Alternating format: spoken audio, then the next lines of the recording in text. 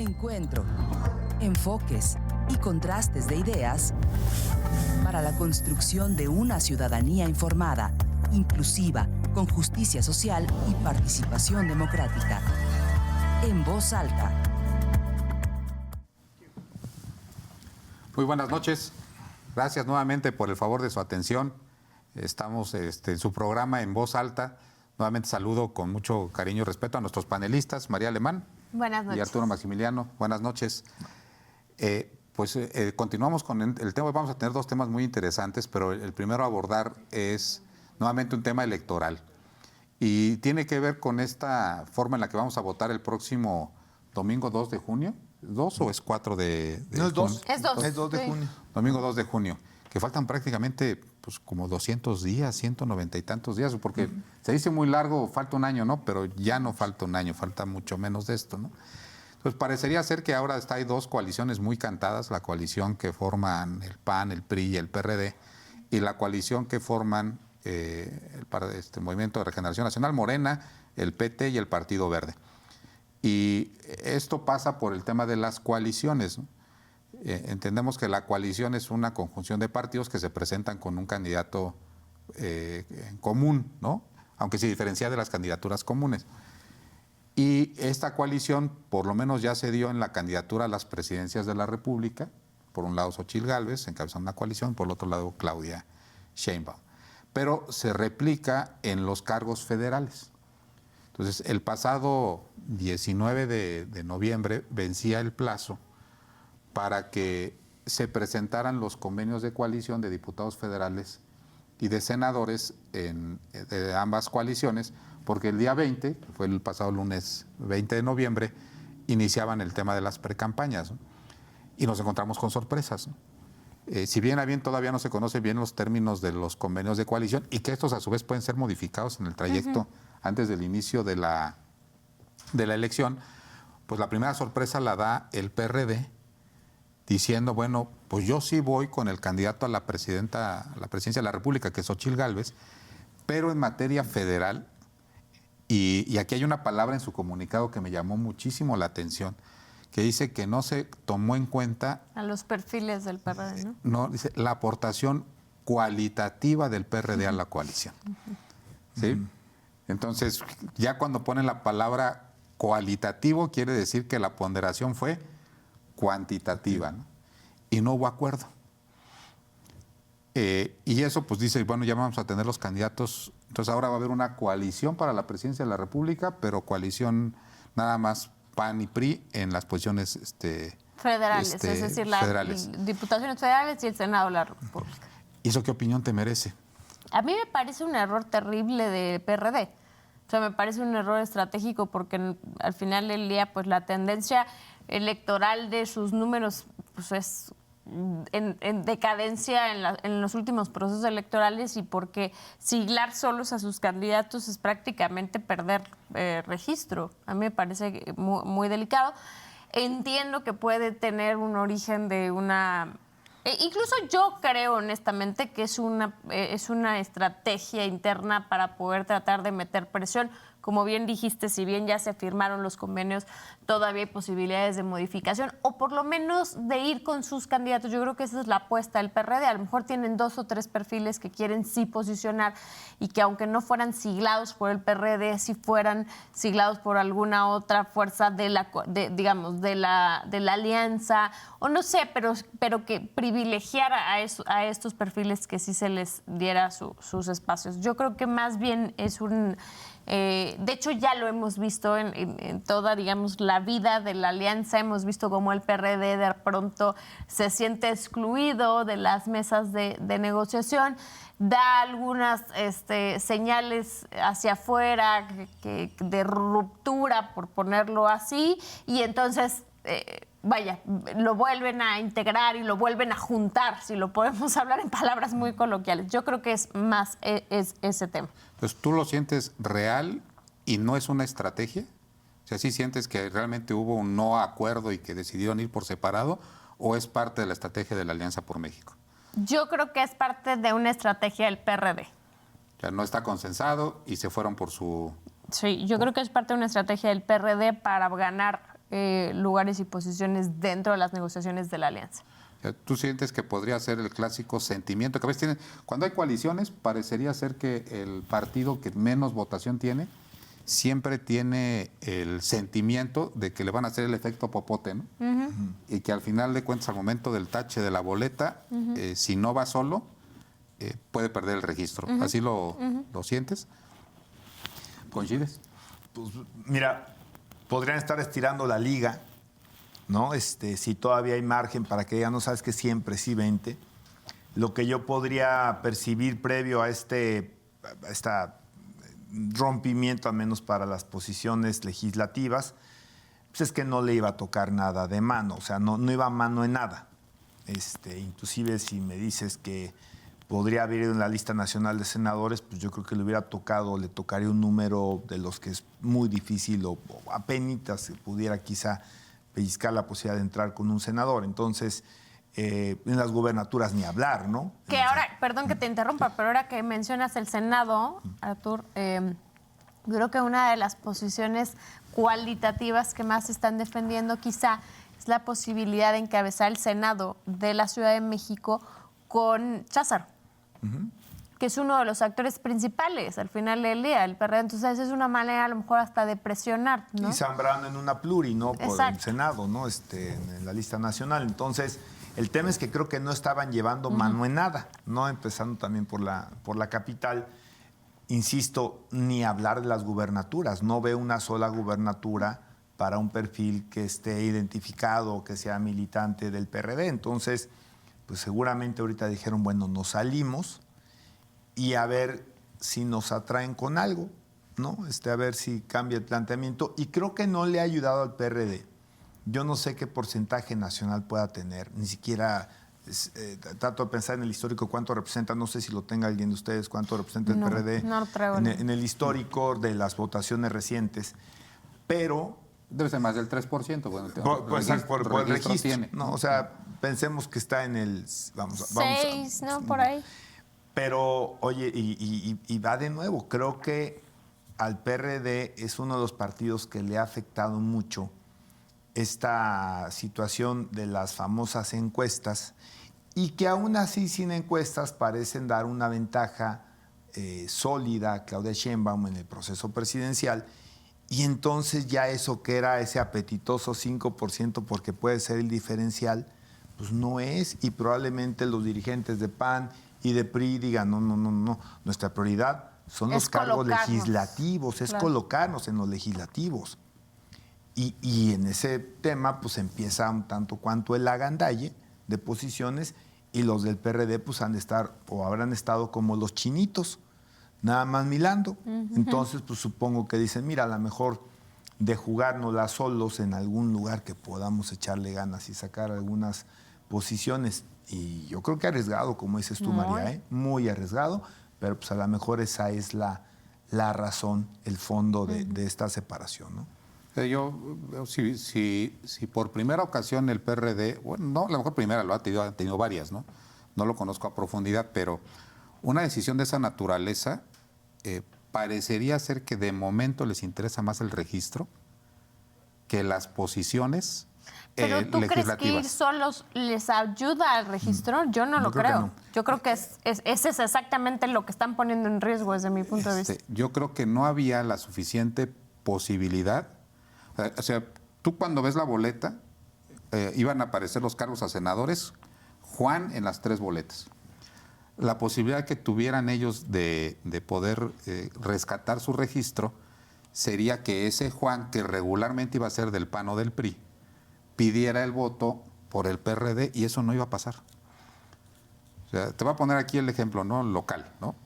Tendrías que apelar a la generosidad de quien va a ser la candidata del Senado de esa coalición para que una parte de ese voto lo pidieran tachado por el PRD. Y creo que eso no iba a pasar.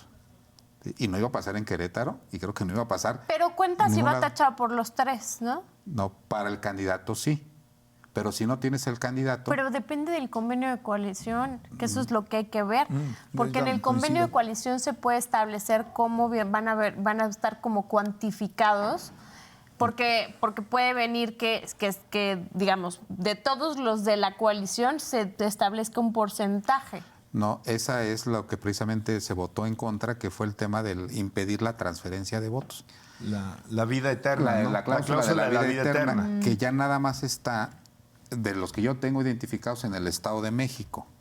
Eso sí está en el Estado de México, por eso creo que el Verde negocia el 11 y el PT negocia el 8.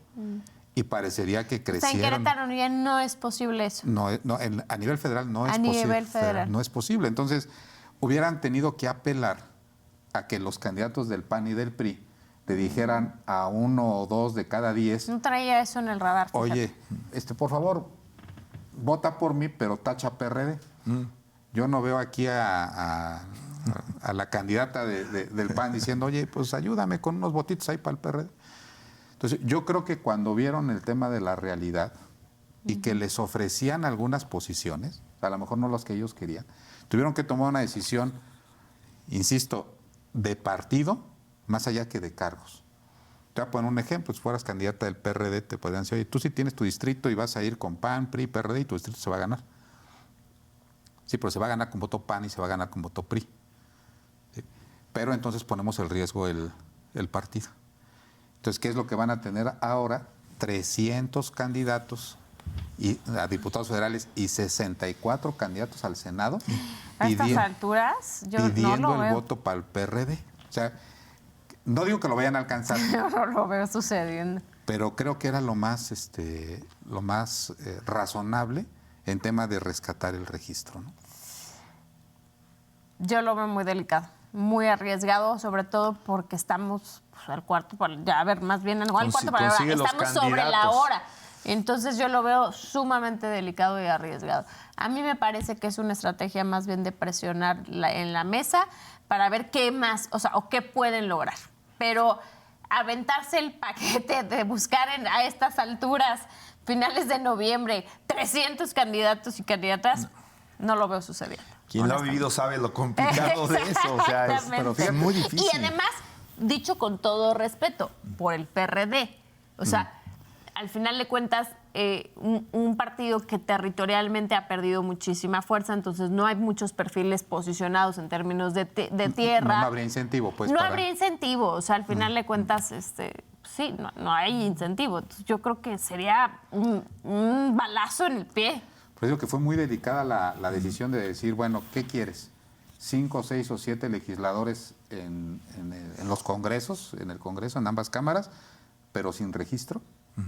¿O prefieres jugártela con toda la dificultad que implica conseguir candidatos, pero tener una posibilidad de tener un registro, aunque no tengas representantes en la Cámara o tengas menos, ¿no?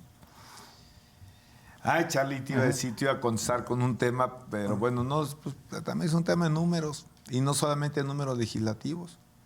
¿Qué te deja más? Perdone, si tener el registro en términos... Y no es un tema, no estoy diciendo que se lo vayan a robar ni nada, estoy diciendo que te deja más para vivir, operar políticamente, si tener una representación muy pequeña sin el registro nacional, o tener el registro nacional no tener la representación. ¿No? O sea, ahí alguien le tendría que echar números. O sea, están en una posición muy complicada y muy comprometida, la verdad. O sea, porque para uno, para el otro lado, para cualquiera de los dos escenarios está muy complicado. Sí, bueno, no se trataba de que tuviera una decisión entre lo bueno y lo malo, ¿no? Sino lo menos malo. Y creo que sus números le dieron el voy solo, porque si no, en la mesa no me dieron las posiciones para garantizar el registro. O sea, si les hubieran dado 5, 6, 10, 15, 20 candidatos donde iban a ganar, pues a lo mejor sí le pides a tu candidato que pida el voto PRD, y con ese voto PRD sí alcanza a tener el registro. O incluso a lo mejor su jugada era buscar que les prestaran candidatos. O sea, siglados por el PRD, si tienes algunos bien posicionados, ya sea del PAN o del PRI, pero que fueran registrados por el PRD justamente para un tema de mantener su votación. Porque no está sencillo, son casi 2,5 millones de votos para mantener el registro.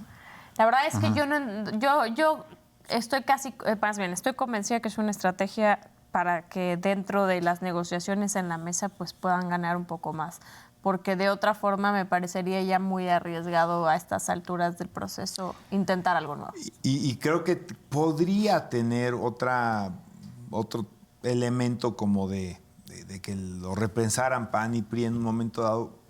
Supongo que esto te genera una serie de confusiones que podrían llevar a un voto nulo.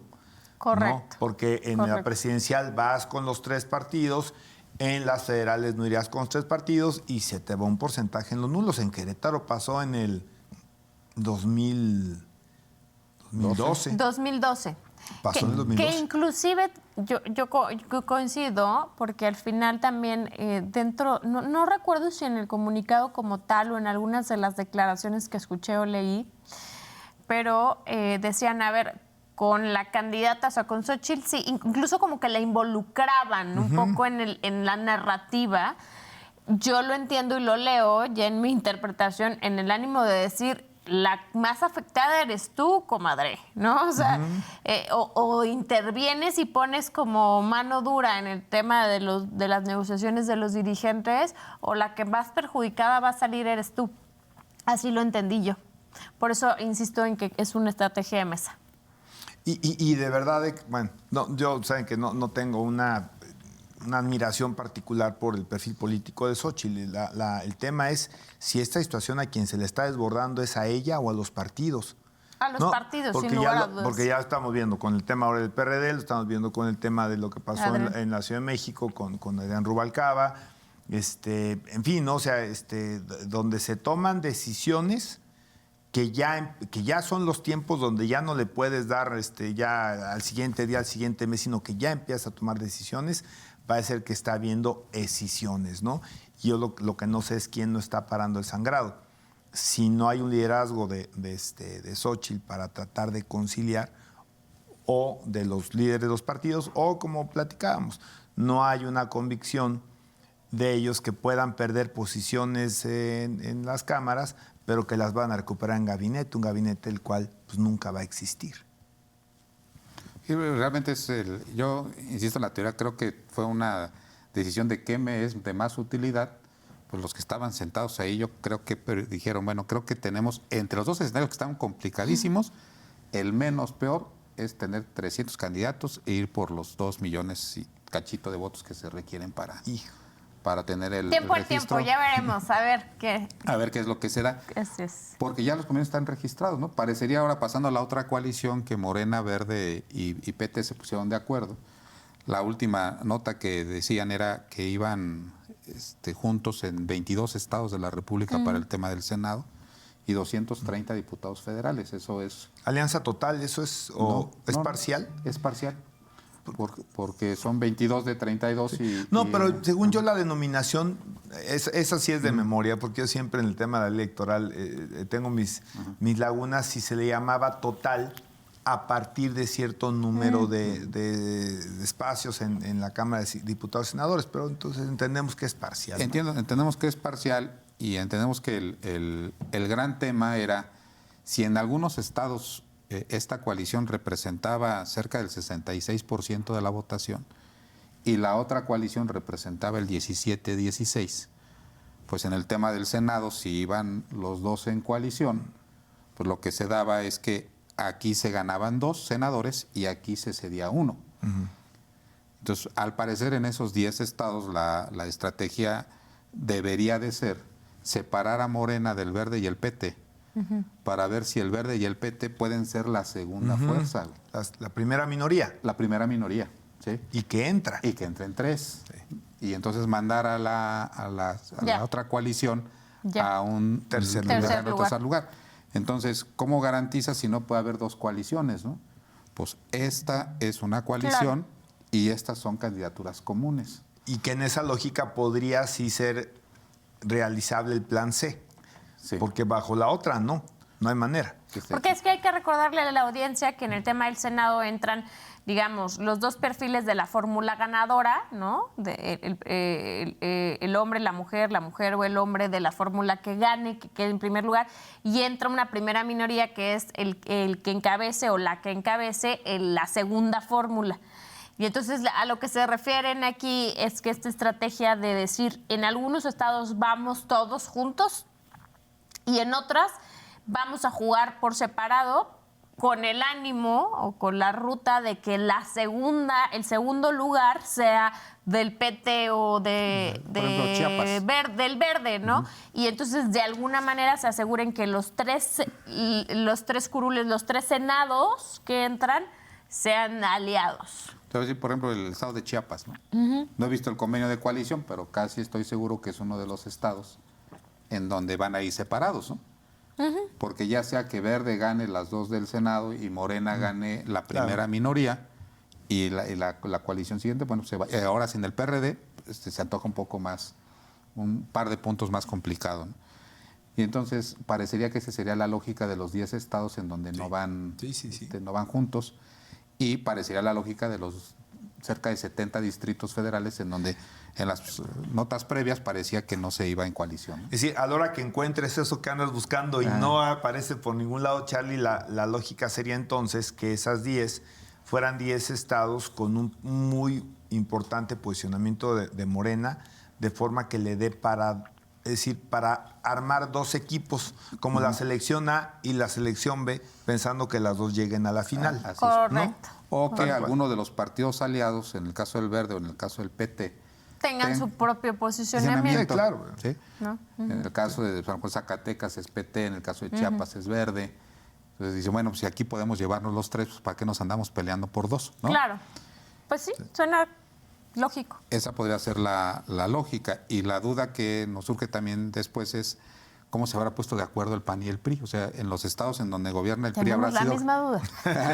¿Habrá sido generoso el PRI con el PAN y darles una parte de las candidaturas? Y en los estados donde gobierna el PAN, ¿habrán sido generosos en lo federal y les habrán cedido candidaturas? Entiendo que sí, pero como bien dices, pues este es un documento muy bien guardado, por lo menos hasta el martes, que hoy día es martes 21.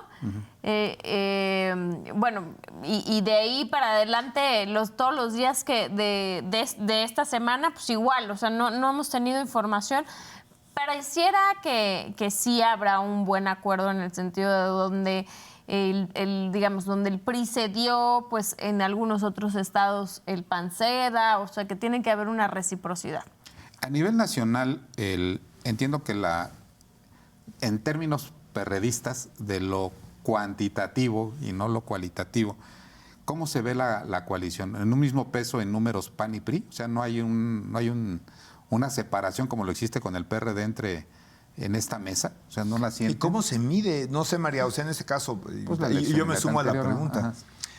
Bueno, sí, porque acá pero, a ver, hay quien la mide por gobernadores, pero yo la mediría por diputados locales, alcaldes, población de las alcaldías, o sea, no, entiendo ¿cómo que lo mides están dividiendo un poco más?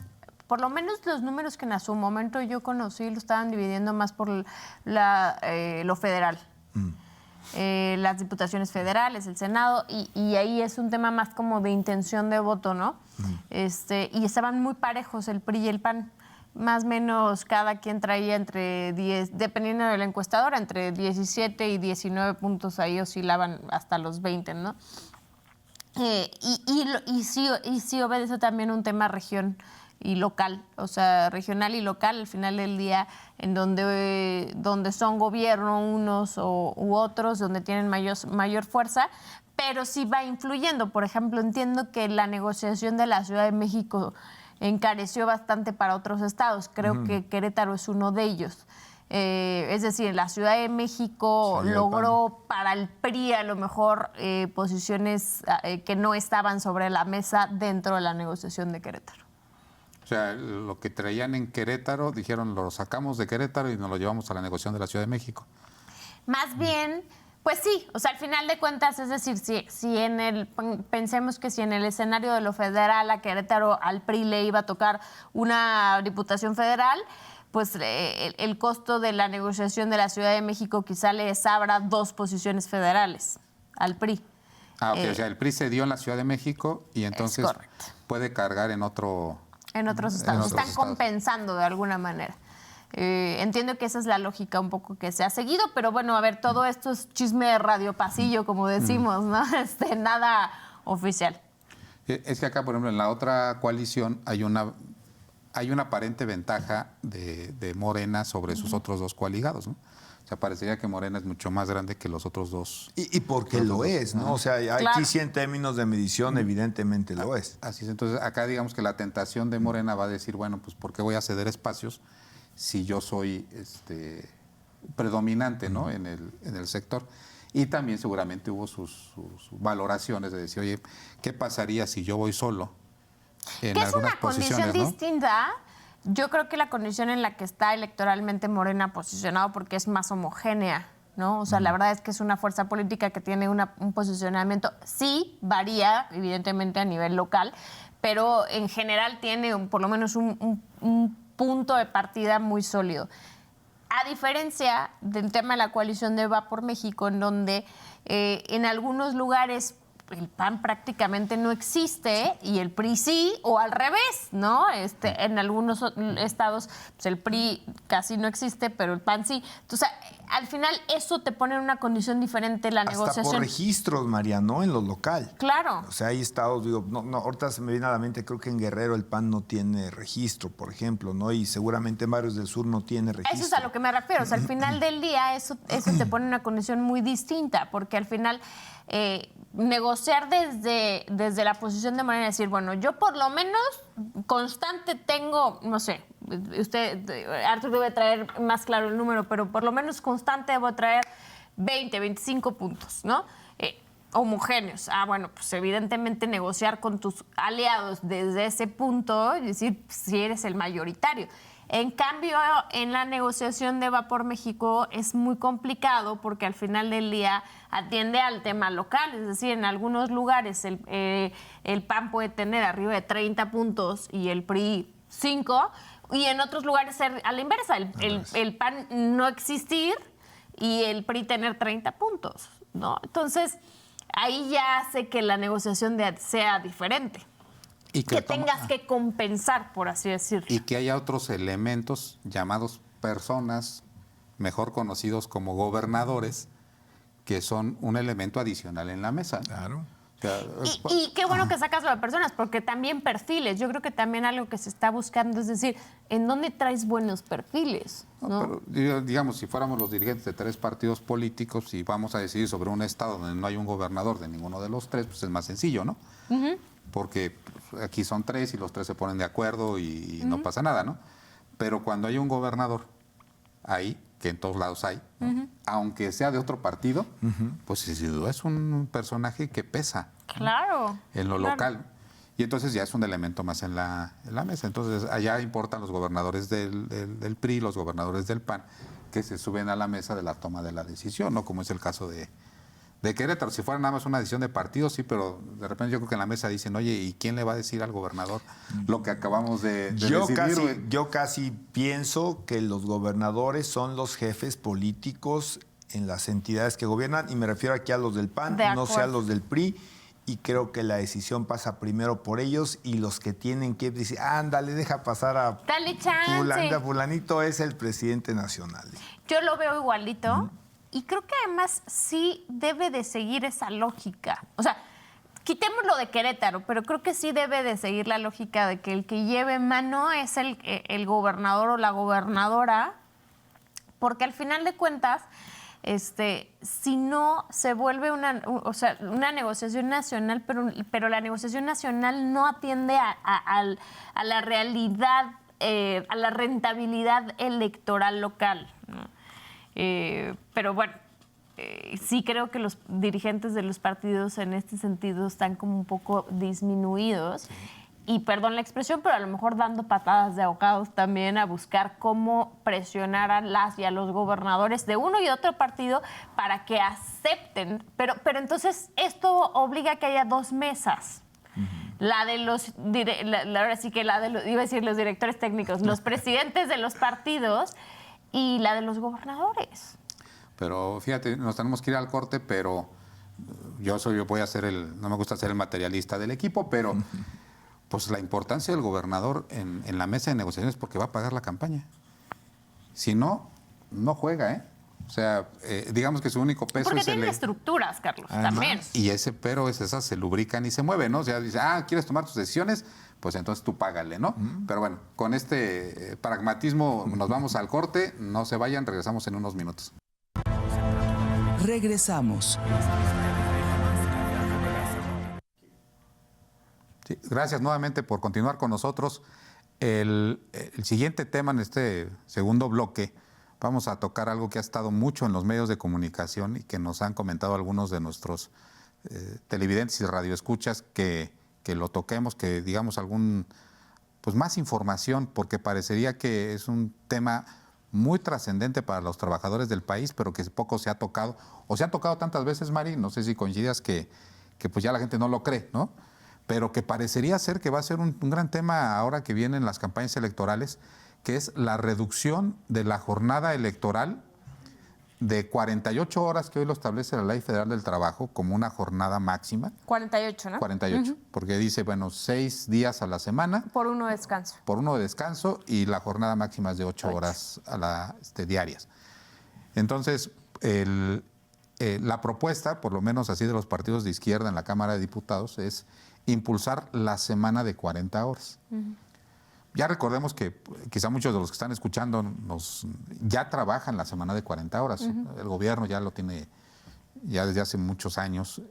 Así, el sector educativo, seguramente algunas plazas del sector salud, etcétera, ¿no? Pero la gran mayoría, sobre todo de los mexicanos que trabajan en la iniciativa privada, siempre ha estado pugnando, pues desde luego como los países y una tendencia mundial, a que la jornada laboral vaya bajando. En esta teoría que nos dice Mari de que el capitalismo, no todo el capitalismo más extremo, que privilegia el tema de la productividad, siempre va porque trabajemos más. Hay un estudio muy interesante en donde cuando empiezan a introducir elementos tecnológicos al trabajo, tú pensarías, oye, si yo trabajo 8 horas al día, pero hoy me dieron una máquina para hacer lo mismo que hacía, pero en 3 horas, pues lo que diría es que las máquinas o la tecnología, la incorporación de la tecnología en el mercado laboral reduce la jornada laboral. Pero no. O sea, hay múltiples estudios que lo que demuestran es que el capitalismo presiona para que sigas trabajando las 8 horas con esa máquina, y si antes hacías producción de 5 artículos, hoy vas a producir 20 o 25. Y entonces ese valor que estás produciendo de más se lo apropia el dueño de la fábrica o el dueño del negocio, y no necesariamente refleja dos cosas en el trabajador. O uno, o me incrementas el salario, que eso sería algo en sí mismo positivo, o dos, trabajo menos horas porque la productividad es la misma, ¿no?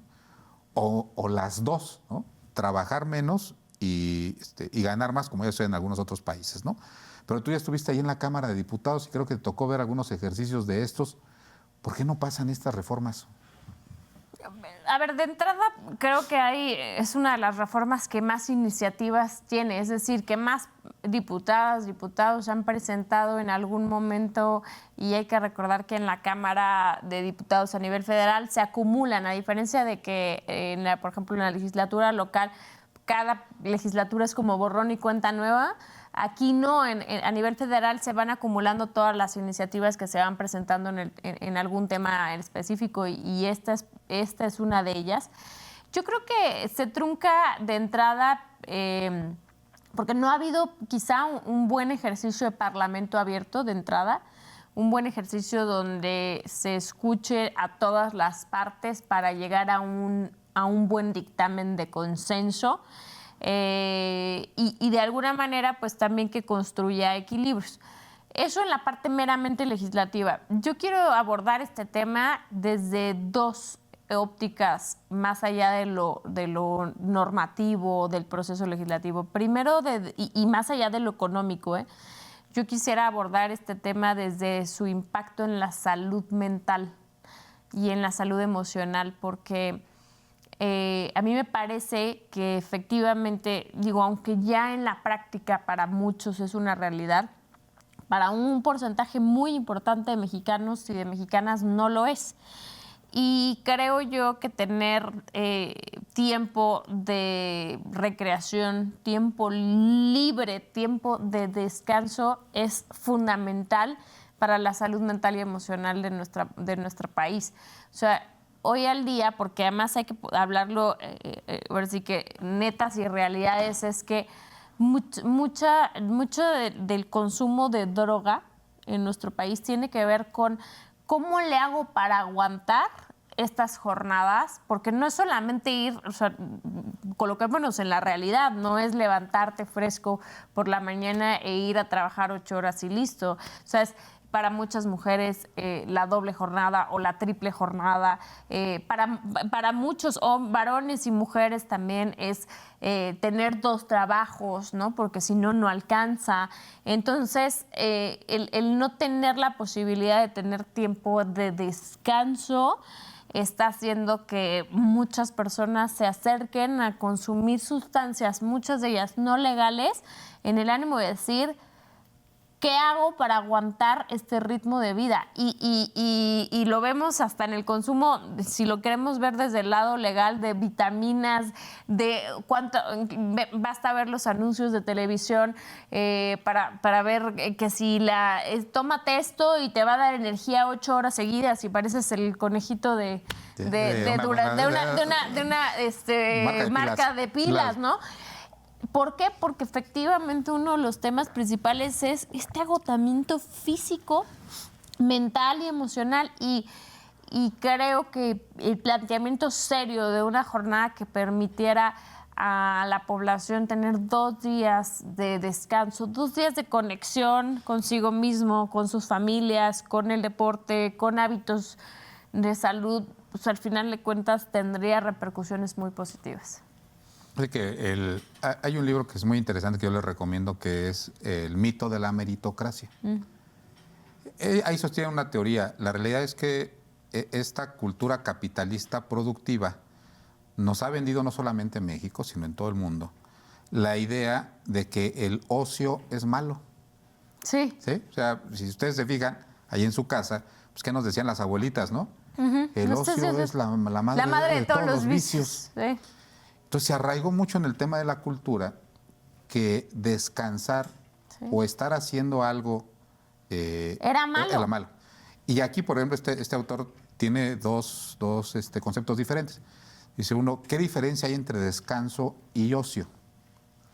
Dice, el descanso es una inactividad entre 2 actividades. ¿Sí? Eso está bien. O sea, la cultura nos dice, Mari, descansar es correcto, pero termina tu descanso y ponte a trabajar. ¿Sí? Y el ocio no.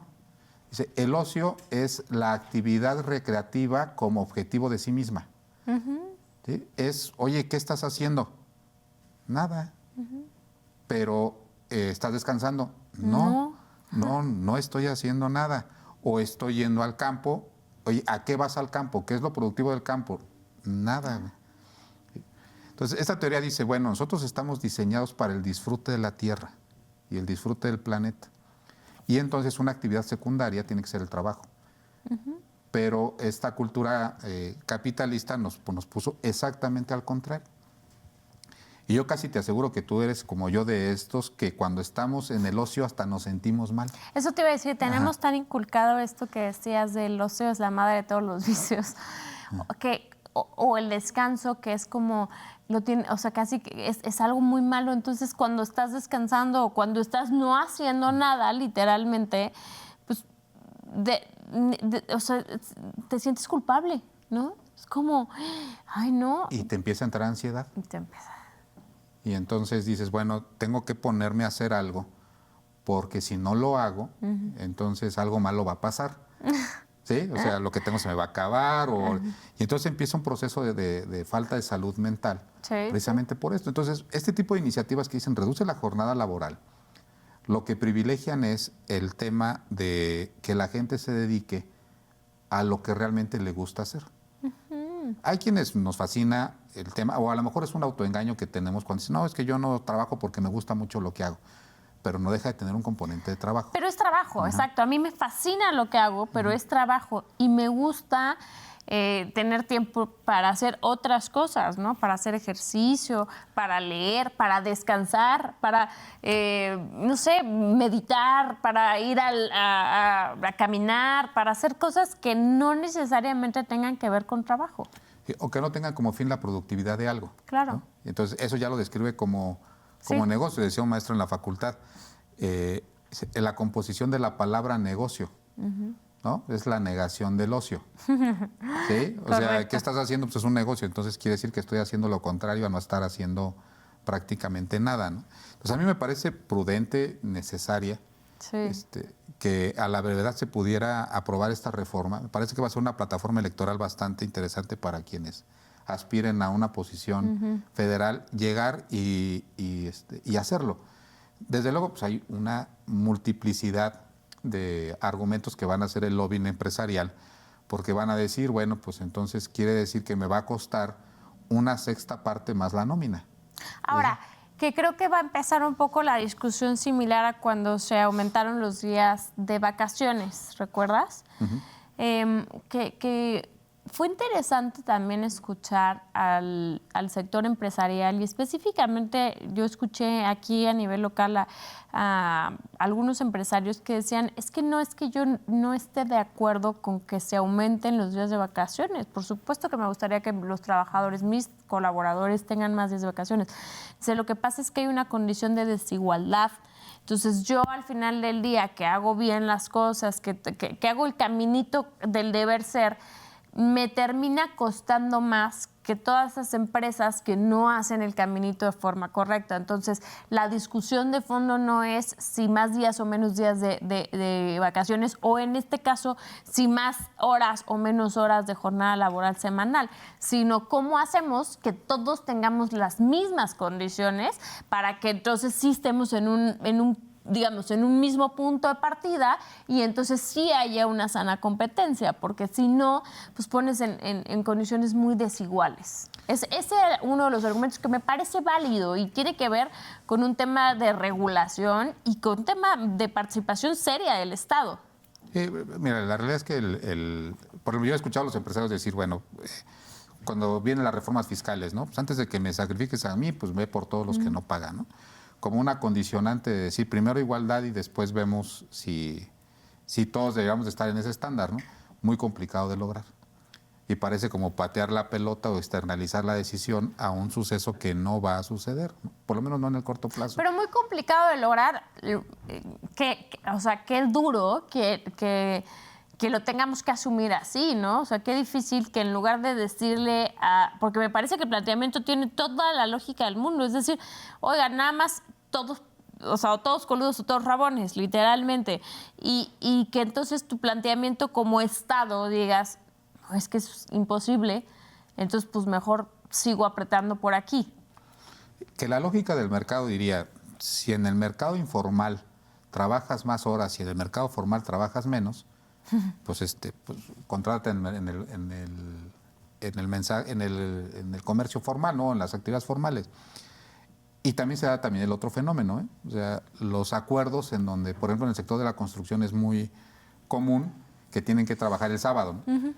Y que acuerdan con el supervisor o con el patrón y le dicen, bueno, mejor le echo ganas toda la semana y me quedo media hora más toda la semana y el sábado no vengo. Entonces, un gran fenómeno que uno se encuentra cuando está del lado del sector patronal, María, es que cuando les das el sábado libre, la productividad se incrementa. Ese es un fenómeno, ¿eh? Claro. O sea, pero dado así. Sí, negociado. Negociado, ¿no? O sea, es decir, sí tienes las 40 horas, pero en 40 horas no seas malito, ayúdame a hacer lo que harías en 48.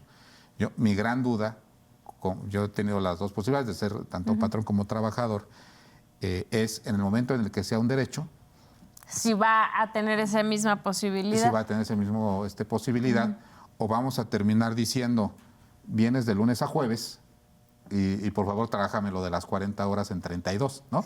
Sí. Entonces, no lo sabemos, pero sí hay un efecto en el tema de la productividad. Y ahorita pareciera que hay mexicanos de primera y de segunda, porque los del sector gubernamental, bancario, en general algunos sectores ya tienen trabajando años las 40 horas. Y por ejemplo, el sector de la manufactura es algo que no se haya avanzado. Y ojalá se tuvieran las dos medidas, ¿no? O sea, la posibilidad, porque triste sería que tuvieras, voy a poner una exageración, una semana de 30 horas, pero el salario fuera tan bajo que tuvieras que conseguir otro trabajo. Exacto. Y entonces, pues prácticamente es lo mismo, ¿no? Yo creo que tiene que ir de la mano el incremento de los salarios, la productividad y la disminución de la jornada laboral, ¿no?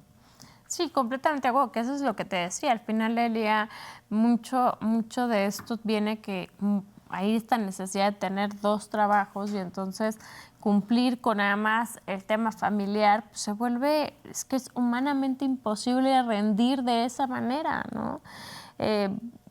Yo creo que es una discusión de fondo, lo veo también como tú en un tema importante de las plataformas políticas de las y los candidatos para la presidencia 2024 y creo también que es una oportunidad de hacer a lo mejor, si se hace bien, un replanteamiento serio que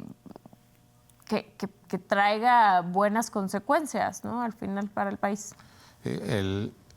Por ejemplo, había una investigadora de nombre Viri Ríos, ¿no? Que es muy activa en redes sociales y en este parlamento que se hizo, o cuasi parlamento abierto en la Cámara de Diputados, exponía el tema de que si había dinero o no para este tipo de medidas, porque desde luego el empresariado se va a defender diciendo, oye, pues ya les ampliaste las vacaciones, con lo cual tiene un impacto en la nómina. Aumentaste el salario. Y luego les aumentaste el salario, con lo cual tiene un impacto en la nómina, y luego les vamos a reducir la jornada. Entonces, ya hablaban alguien que dice, bueno, pues en el actual sexenio, si esto se da, pues quiere decir que me costó un 30% más la nómina entre vacaciones, jornada de reducción de salario y los incrementos de los salarios, ¿no? Entonces sacaba unas gráficas bastante interesantes sobre qué porcentaje del rendimiento de los negocios se está quedando con los trabajadores. Y la realidad es que México está totalmente al revés, ¿eh? En los países de la OCDE, digamos que del rendimiento total neto de las empresas, el 30% se lo lleva el empresario y el 70% se los llevan los trabajadores. Digamos que esa es una proporción sana de países desarrollados, ¿no? El promedio en el mundo es micha y micha. 50% se lo lleva el empresario y 50% los trabajadores. Pero México está 2-1. El 66% está quedando los patrones y el 33% los trabajadores. Entonces, lo que defiende esta teoría es que sí hay la posibilidad, hay un rango para llegar inclusive a la media mundial de distribución de los beneficios de las empresas para distribuirlos en los trabajadores, porque estamos, digamos, 13 puntos abajo de la tendencia mundial y 50 puntos abajo, 33 puntos abajo de la tendencia de los países más desarrollados, que para allá van. Si oye, cada vez la participación de la utilidad de los patrones, y aún así es muchísimo, ¿eh? O sea, sí. Porque tú tienes 4 trabajadores, Mari, y tú le ganas el 50% del valor de cada uno de ellos, pero tú eres uno y ellos son 4. O sea, multiplícalo por la cantidad de trabajadores que pueden existir. Entonces, bueno, se está acumulando el dinero y esto de la jornada es, pues si no les pagas con dinero, págales con tiempo. Págales con tiempo, ¿no? Claro. Y entonces vamos abonando al otro tema de la salud mental. Y daba un dato, ¿no? De las 17 iniciativas que, como comentabas, es de las ideas más presentadas, ninguna es del PAN. Y el que hace el principal lobbying para que esto no se apruebe, cada vez que se sube, es Acción Nacional, ¿no?